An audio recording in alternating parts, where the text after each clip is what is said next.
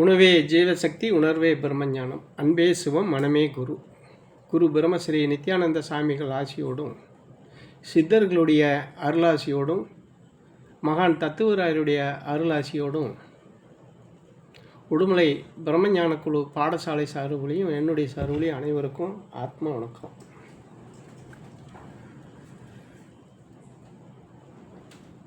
நமக்கு இந்த உலகத்தில், இந்த பிரபஞ்சத்தில் நமக்கு முன்னாடி வாழ்ந்த பெரிய பெரிய மகான்களும், பெரிய பெரிய தத்துவவாதிகளும், பெரிய பெரிய பெரிய மனிதர்களும், மகான்களும், சித்தர்களும் வாழ்ந்த காலத்தில் அப்போ வாழ்ந்தவங்க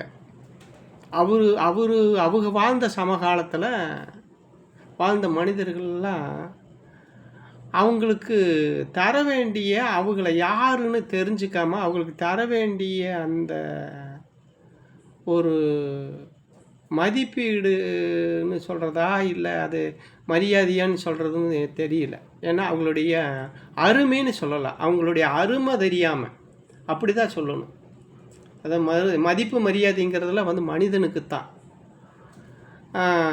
அருள் வடிவத்தில் இருக்கிறவங்களுக்கெல்லாம் அருமை, அவங்களுடைய அருமை தெரியாமல், அவங்களுடைய பெருமை தெரியாமல், அவங்களுடைய ஆளுமை தெரியாமல், அவங்களுடைய சக்தி தெரியாமல் அவங்களெல்லாம் கிறுக்கனுங்க, பைத்தியக்காரனுங்க, முட்டாளுங்க, மூட நம்பிக்கை உள்ளவனுங்க அப்படின்னு சொல்லி என்னவெல்லாம் வசைபாட முடியுமோ அடிச்சாங்கூட அந்த வழி மாறும்.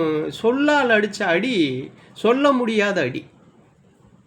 அந்த சொல்லால் அடித்த அடி இன்னைக்கு வரைக்கும் அது எல்லாருக்குமே அந்த சொல்லடி இன்னைக்கு வரைக்குமே விழுந்துக்கிட்டு தான் இருக்குது. ஒழுக்கமாக இருக்கிறவனுக்கும் விழுகுது, ஒழுக்கம் இல்லாமல் இருக்கிறவனுக்கும் அந்த சொல்லடி இன்னைக்கு வரைக்கும் தாறுமாறாக விழுகுது. ஆனால் அன்னைக்கு அந்த சொல்லடியெலாம் வாங்கிக்கிட்டு இந்த துரோகங்களை, இந்த இழப்புக்களை, இந்த அதாவது போட்டி பொறாமை, அவங்க இருக்கக்கூடிய இதை பொறுத்துக்கக்கூடிய மனம் இல்லாமல் எப்படியெல்லாம் அவங்கள கேவலப்படுத்தணுமோ கேவலப்படுத்தி இந்த மக்கள் முன்னாடி அவங்களாம் இருந்து வாழ்ந்து இன்றைக்கி ஒரு சரித்திரம் படைச்சிட்டு போயிருக்காங்க.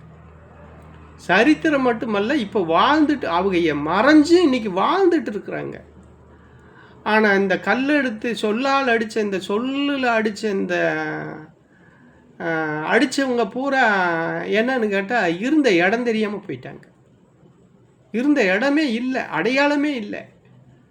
சொல்லால் அடித்த சனங்க அத்தனை பேருமே, சொல்லால் அடித்த அத்தனை பேருமே இருந்த இடம். ஆனால் அந்த சொல்லடியை வாங்கின, அந்த வேதனையை வாங்கின அந்த மகான்கள் எல்லாமே இறைவனாகவும் சரித்திர நாயகர்களாகவும், கிறுக்கனுங்கிற பேர் வாங்கினவன் பூரா இன்றைக்கி கிறுக்கு பிடிச்சவங்களாம் தெளிவுபடுத்தக்கூடியவர்களாகவும், பைத்தியக்காரன் அப்படின்னு சொன்னவங்களுக்கெல்லாம் பைத்தியத்தை தெளிவு வைக்க வேற இடத்துலையும்.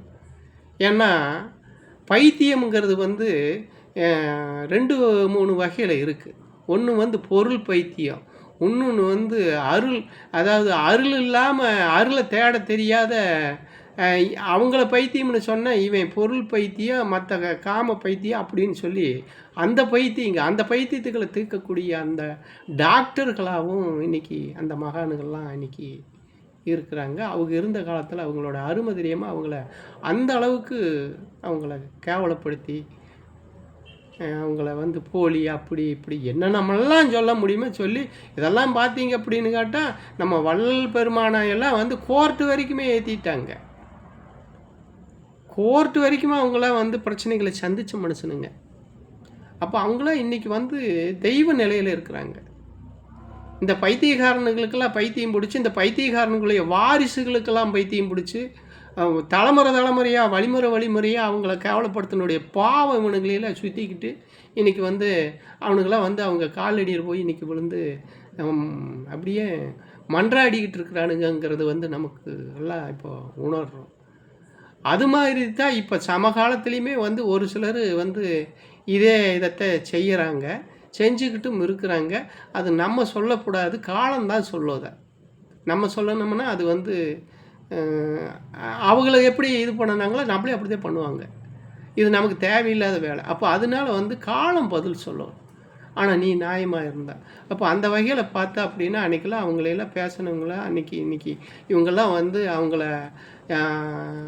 தெய்வமாக போய் அவங்க காலடியில் விழுந்து சரணாகதிக்கு எனக்கு ஏதாவது ஒரு நான் சீப்பாடுறேன், எனக்கு ஏதாவது ஒரு வழி விடுன்னு சொல்கிறாங்க அப்படின்னா அவங்க லிஸ்ட்டை பார்த்தீங்கன்னா வள்ளலார் ஆகட்டும், பத்திரகிரியார் ஆகட்டும், இவர் பட்டினத்தார் ஆகட்டும், ராமகிருஷ்ணர், ரமணர், விவேகானந்தர், தத்துவராயர், இப்படி கணக்கில் அடங்காத மகான்களும் இன்றைக்கி வந்து சரித்திர நாயகர்களாக இருக்காங்க. சரித்திரம் படைத்த சரித்திர நாயகர்களாகவும் இந்த பிரபஞ்ச இயக்கத்தை அப்போவே உணர்ந்து அதுக்கு ஒரு அனுபவத்தை வாங்கி இந்த அனுபவத்தை அவங்கெல்லாம் வந்து சொல்லி அதெல்லாம் இவங்க கேட்குற நிலையில் இல்லாமல் அவங்கள எல்லாம் கேவலப்படுத்தணுங்க எல்லாம் வாழ்ந்துட்டு இன்றைக்கி அவங்களையெல்லாம் அவங்க காலில் போய் விழுந்துக்கிட்டு இருக்கிறாங்க. அப்போது நம்ம மனிதன் என்னன்னா தன்னை உணரல. இந்த நாகரிக வாழ்க்கையில் அந்த நாகரிக மோக இவனங்களை வந்து இந்த மாதிரிலாம் நல்லவனாரு கெட்டவனாருன்னு பகுத்து பார்க்கக்கூடிய அந்த அறிவு, ஞான அறிவு இன்றைக்கி வந்து இந்த நாகரிகம் போட்டு அவங்களையெல்லாம் போட்டு மூடி வச்சுருக்குது. இந்த மாதிரி அந்த அஞ்ஞான இதில் மோகத்தில், நாகரீக மோகத்தில், மேலை நாட்டுகளுடைய மோகத்தில் இவங்க எல்லாமே மூழ்கடிக்கப்பட்டிருக்காங்க. அப்போது இந்த மேலை நாட்டு நாகரீகத்தில் இருந்த அந்த மேலை நாட்டுக்காரன் பூரா இந்த மகான்களையும் இந்த சித்தர்களையும் இந்த பெருமானுகளையும் வந்து தேடி அங்கிருந்து வந்து இங்கே வந்து அவன் எனக்கு இங்கே தான் அங்கே என்கிட்ட பொருள்தே இருந்தது, அருள் இல்லை, அருள் இங்கே தான் இருக்குதுன்னு இவங்களெல்லாம் தேடி வந்து இங்கே வந்து படுத்து கிடக்குறான். இவனுக்கு எல்லா வசதி அருள் எல்லாமே இவன் இதில் உற்பத்தியான இவன் இங்கிருந்து அந்த மேலை நாட்டு நாகரிக மோகத்துக்கு அங்கே போய் அந்த நாகரிகத்தை இங்கே பயன்படுத்தி அங்கே போக ஆரம்பிச்சிட்டேன்.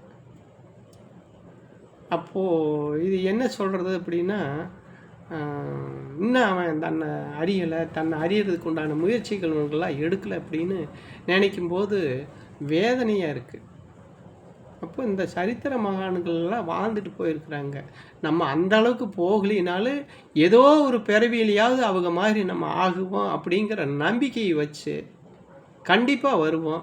ஏதோ ஒரு பிறவிலையாவது நமக்கு அது அமையும் அப்படிங்கிறத நம்ம ஒவ்வொருத்தரும் நினச்சி இந்த பாதையை வந்து பயணம் பண்ணி நம்ம ஒரு நல்ல நிலைக்கு வரணும்னு உங்கள் எல்லாரையும் கேட்டுக்கிறேன். அனைவருக்கும் வணக்கம்.